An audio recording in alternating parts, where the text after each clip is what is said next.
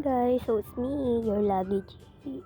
So ngayong araw, samahan nyo nga po ako na muli maglinis ng aking kwarto. And ayan, mga kalat-kalat. Dahil nga po, bakasyon na rin. So, balik vlog na ulit. Kung hindi nyo na nga po matatanong, yan po mga pinagtutupi ko is yun yung mga ginamit ko dahil nga po hindi na kami nag-uniform dahil ano lang kami ngayon, civilian na lang kami. So, yan. Pag umaalis ako, nakakalimutan ko na siya ilipit. So, pag weekend, doon lang ako naglilinis. Ay, naglilinis na. Wow!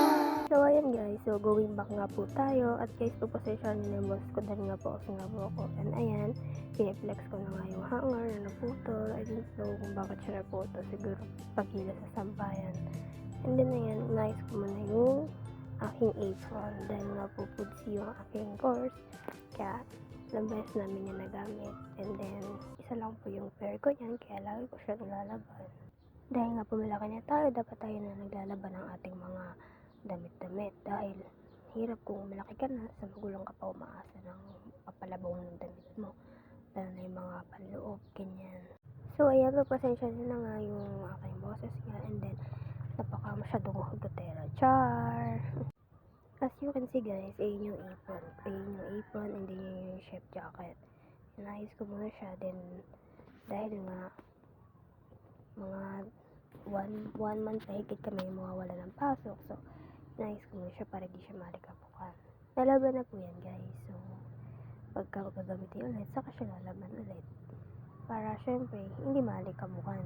Kaya hindi po talaga madali ang buhay college. May mga risks na kailangan i-take and then dapat marunong ka ng time management para syempre hindi ka magagal sa oras. Yun. Kaya minsan ako pagka maaga yung pasok namin, maaga din ako gumagayak. Kahit pa sabihin na medyo malapit lang sa amin yung school, kailangan pa rin maaga.